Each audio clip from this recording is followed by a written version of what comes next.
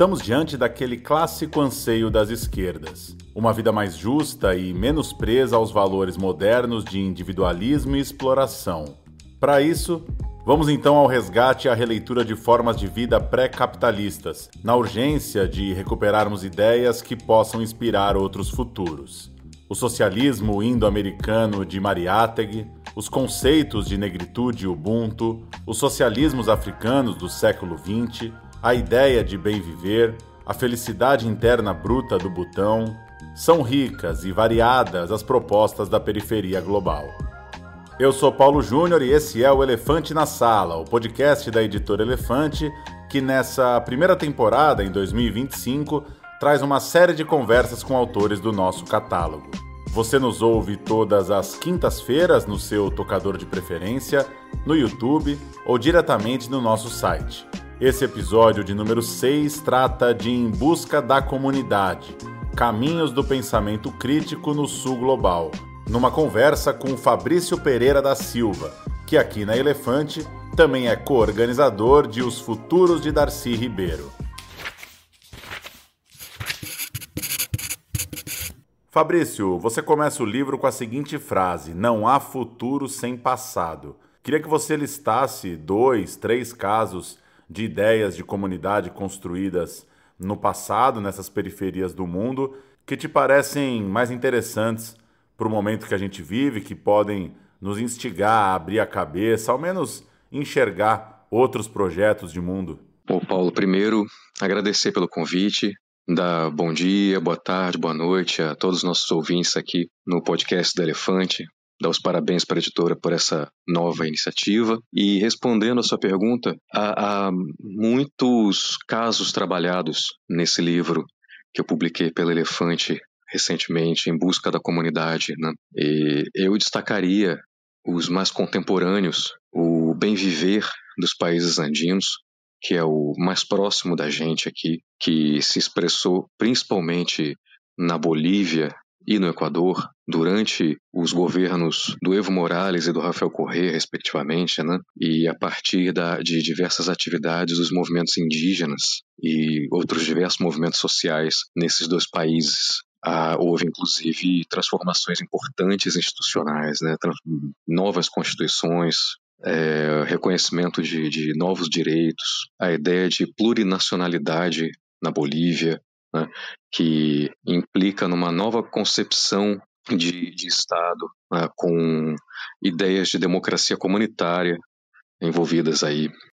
No Equador eu destacaria também os direitos da natureza, né, que foi algo revolucionário em termos de direitos, né, a natureza como sujeito de direitos. Claro que há diversas limitações na implementação disso tudo, né? Há muitas forças contrárias, há muitos bloqueios, mas de todo modo é uma ideia muito interessante e isso está analisado no livro, né? Um pouco mais distante da gente, mas não tanto, né? Atravessando o Atlântico, tem as experiências em torno do Ubuntu, que é essa ideia que atravessa diversos povos do sul da África, mas particularmente da África do Sul, a partir da transição do apartheid para o regime democrático e pluriracial atual da África do Sul, né? Muitas personalidades muito conhecidas, como o arcebispo Desmond Tutu, né, e o Nelson Mandela, foram alguns dos divulgadores dessa ideia que é expressada em algumas noções muito simples, como aquela frase "eu sou porque nós somos". Uma outra experiência aí já menos conhecida da gente, um pouco mais distante, mas também contemporânea, é a noção da felicidade nacional bruta, que vem sendo desenvolvida num estado pouco conhecido lá no alto dos Himalaias, né, na Ásia, que é o Butão.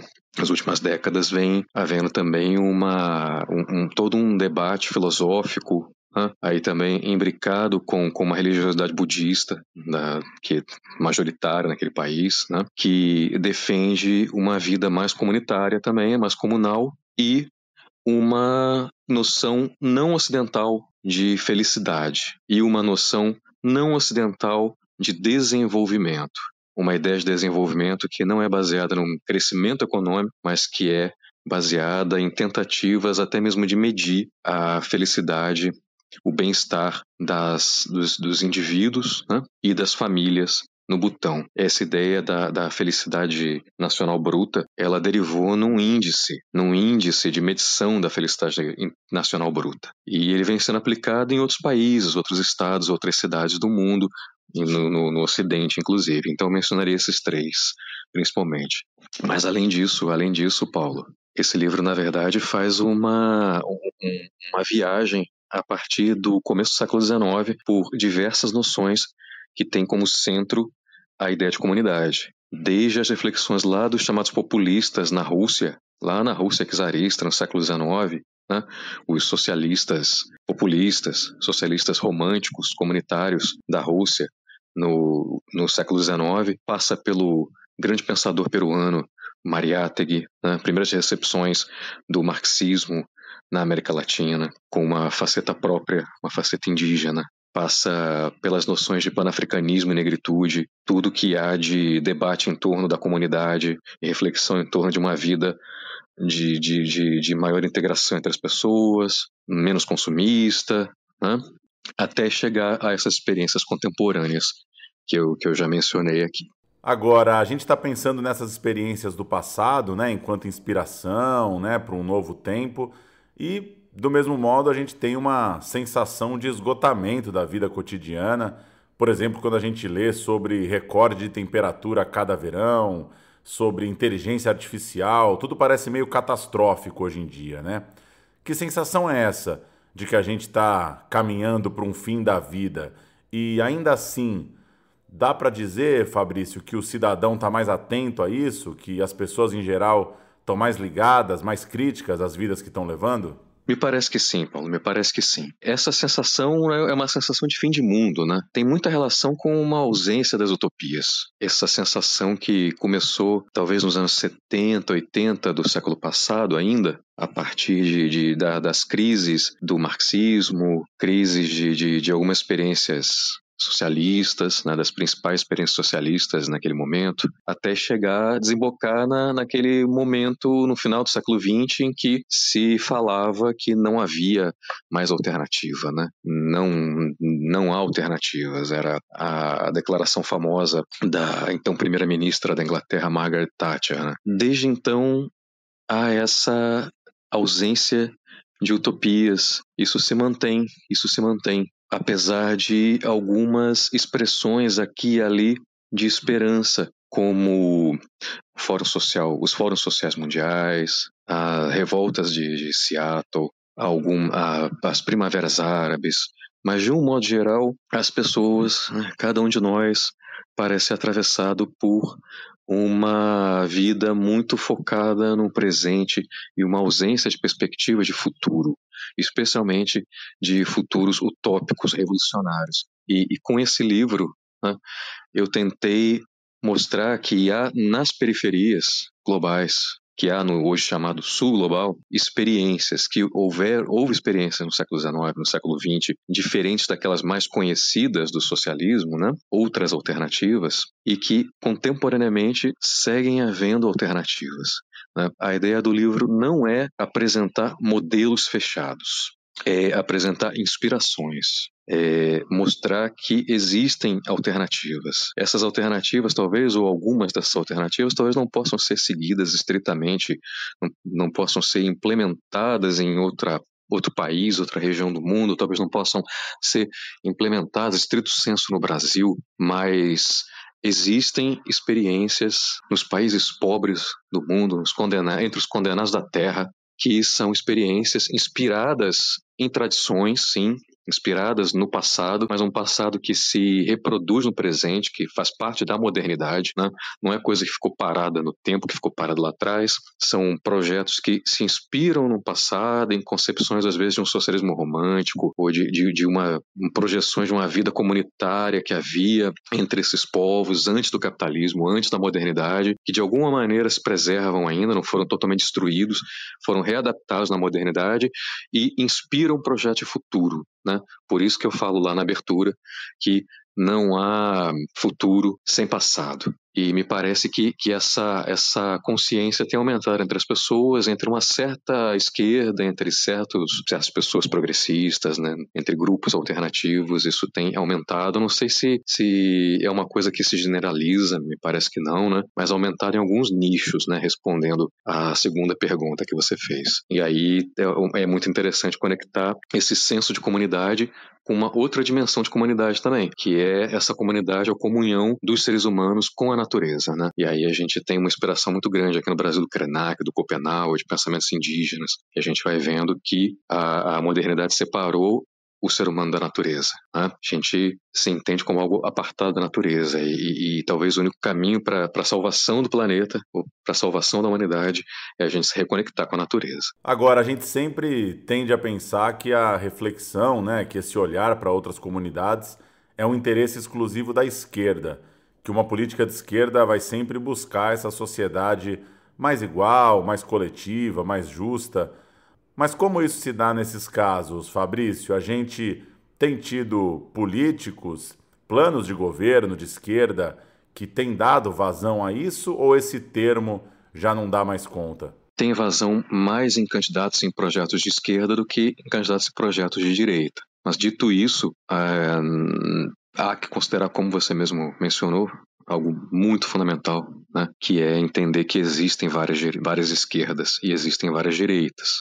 E que existem também algumas políticas, algumas concepções que vão além da concepção de esquerda e de direita. Não estou aqui reafirmando aquela noção lá do final do século XX, de uma superação da esquerda e da direita, dessa dicotomia, de uma ideia de para além da esquerda e da direita, nada disso. Eu só estou fazendo uma observação para deixar as coisas mais complicadas, né? De que aí no livro a gente vê claramente que alguns desses projetos, alguns desses pensadores que desenvolvem esses projetos, esses conceitos, eles não se encaixam nessa dicotomia esquerda e direita porque consideram essa dicotomia ocidental, né? Consideram essa dicotomia uma imposição do Ocidente, uma imposição da modernidade, tentam escapar e ir além disso, né? Propostas de transmodernidade, propostas indigenistas. Tem muitos pensadores indígenas dos Andes e da Amazônia que não se declaram, né? Não se consideram de esquerda,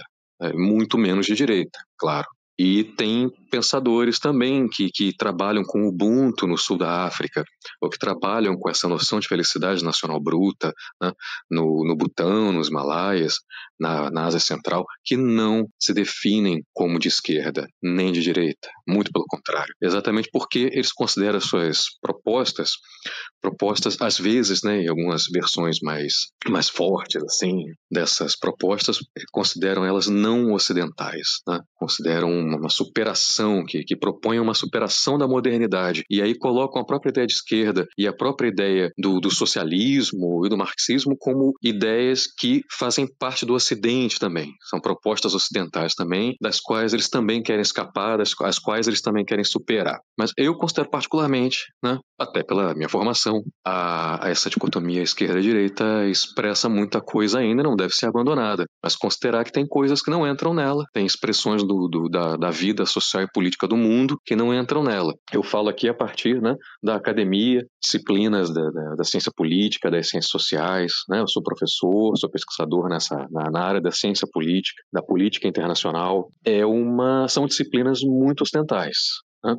São disciplinas muito atravessadas por isso, por ideias, concepções de Estado, de democracia, de esquerda, de direita, que são muito ocidentais. A gente precisa ir além disso, a gente precisa entender que existem outras formas de vida e outras formas de lidar com o mundo, com a natureza e tudo mais. Falando especificamente da esquerda brasileira, Paulo, me parece que em comparação com algumas outras esquerdas da periferia, do sul global, a nossa esquerda nessa comparação ainda é bastante eurocêntrica, inspirada na Europa Ocidental, inspirada nas ideias chamadas ocidentais, né? E a gente está em processo de superação disso, mas observando o governo, observando os partidos hegemônicos da esquerda brasileira, as principais figuras da esquerda brasileira, é claro que elas estão totalmente focadas ainda, essas figuras principais, focadas na ideia de desenvolvimento ocidental, na ideia de crescimento econômico, na ideia de subir o PIB, na ideia de explorar os recursos naturais, da forma mais desenfreada possível, né? Isso me parece evidente. E isso a gente precisa superar e é muito difícil superar. E trazendo mais um ponto muito próximo da realidade brasileira, queria te ouvir um pouco sobre o que você percorre ali no capítulo A Invenção da Negritude. Você vai dizer que o conceito é muito importante como resposta ao racismo que segue vigente, também numa ideia de formulação transnacional, né? E aí queria te ouvir um pouco sobre como esse conceito tem puxado discussões, tem empurrado, de certa forma, a sociedade a pensar outras saídas, pensar outros futuros. Essa noção de negritude surgiu há quase um século atrás. Tem uma origem entre pensadores caribenhos e pensadores africanos, né, que foram se encontrar em Paris, quando Paris era a capital do mundo, né, intelectual, e era a metrópole das colônias das quais esses pensadores vinham, né, de origem desses pensadores, enfim. É uma ideia aí de encontros, né? De encontros entre realidades diferentes, de encontros entre Ocidente e não Ocidente, né? Uma ideia muito forte, foi muito forte no século XX, entrou no Brasil muito rápido, muito cedo, ali nos anos 1940, através principalmente do Abdias Nascimento, nossa grande referência intelectual da história do movimento negro brasileiro, na minha opinião. E é um conceito que já foi muito criticado por conta de essencializar um pouco a figura do negro, até biologizar um pouco, né, características inatas dos povos negro-africanos. Essas eram as propostas principalmente do Leopold Senghor, um dos criadores do conceito, né? Mas um outro grande criador do conceito, Aimé Césaire, que hoje é mais conhecido e hoje é mais resgatado, ele tinha propostas bem menos essencialistas e menos biológicas. Eu discuto bastante isso no capítulo sobre negritude no livro, assim, mas com mais profundidade, né? Mas esse conceito, apesar de muitas críticas que recebeu, ele segue vigente, é quase um senso comum, né, entre diversos movimentos, os movimentos negros, inclusive no Brasil, e é um conceito, uma ideia, uma noção que vai sempre sendo resgatada. Ela sempre volta os que não foram. E ela, como uma bandeira política, né, tem muita força, tem muita força. Ela inspirou muitas correntes de panafricanismo, ela inspirou ideias de valorização de literaturas africanas e caribenhas, a ideia do Black's Beautiful e tudo mais. E percorreu o mundo inteiro, ainda tem muita força no Brasil, e nessa nova geração mais recente dos movimentos negros brasileiros, essa aí sempre no plural, né, segue sendo uma das inspirações intelectuais, principalmente através do Césaire, que é muito analisado no livro, né? Há um resgate muito forte do Césaire nos últimos anos no Brasil, através de pensadores pós-coloniais e decoloniais, enfim, resgatam o Césaire. E a ideia da negritude, a palavra negritude ficou, né? Às vezes sem aprofundamento, sem lembrar muito qual é a origem, mas essa ideia ficou e hoje me parece o movimento social mais importante, né, e revolucionário no Brasil. Da mesma forma, para a gente fechar, trazer um pouco do pensamento indígena, de forma geral, Fabrício, no caso brasileiro, por exemplo, que impacto tem a circulação das ideias de gente como Ailton Krenak, como Davi Copenau, mais tantas pessoas que a gente poderia citar aqui, ocupando locais políticos, culturais, enfim, o que esses espaços conquistados nos provocam também na hora de imaginar esses outros futuros possíveis? Isso vai forçando a gente, nas esquerdas brasileiras, intelectuais brasileiros, na academia e tudo, vai forçando a gente a se reinventar e a refletir a partir da minha perspectiva, do lugar de onde eu falo, né, de onde eu expresso aqui. Para a gente é fundamental. Eu dou aulas, disciplinas de pensamento brasileiro. Até alguns anos atrás, não havia nessas disciplinas, né, entre os que vieram antes de mim, né, não havia na bibliografia autoras e autores negros, indígenas, né? Não havia mulheres e não havia autores negros e indígenas. E hoje é inconcebível dar uma aula sobre o pensamento brasileiro, sobre a história das ciências sociais no Brasil, sem tratar de pensadores de ciências sociais, mulheres, negros, indígenas, né? Isso só no meu campo, aqui na minha área, na minha sub-área. né? Isso tem um impacto muito grande na sociedade e também tem bastante reação, né? A gente sabe que parte dos ódios provocados no Brasil e na América Latina toda, nos últimos anos, nos últimos 10, 15 anos, né? A partir ali, pelo menos do começo dos anos 2010, boa parte desses ódios tem a ver com o nascimento, ou renascimento, ou visibilização de todas essas questões, de todos esses grupos. Não é que não existissem antes, mas houve um fortalecimento muito grande nos últimos 10, 15 anos aí. E isso é parte do crescimento das novas direitas, das extremas direitas no Brasil e na região. Então, são várias dimensões aí para serem consideradas. Mas os avanços em termos de políticas públicas, de direitos das chamadas, mal chamadas minorias, né, das minorias políticas, são fundamentais. E isso ideias que são trazidas por esses pensadores são muito importantes, né? Tanto o Krenak quanto o Schopenhauer trazem ideias muito semelhantes às que estão no livro. Valeu pelo papo, Fabrício. Obrigado pela sua presença aqui no podcast, pela contribuição com o nosso debate por aqui. Valeu, obrigado, viu?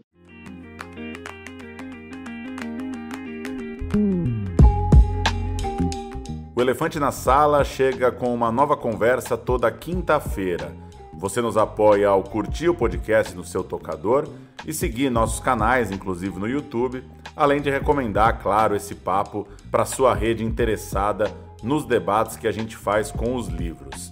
No nosso site, editorelefante.com.br, você também assina a newsletter e fica ligado nos conteúdos e próximos lançamentos. Até a semana que vem. Tchau!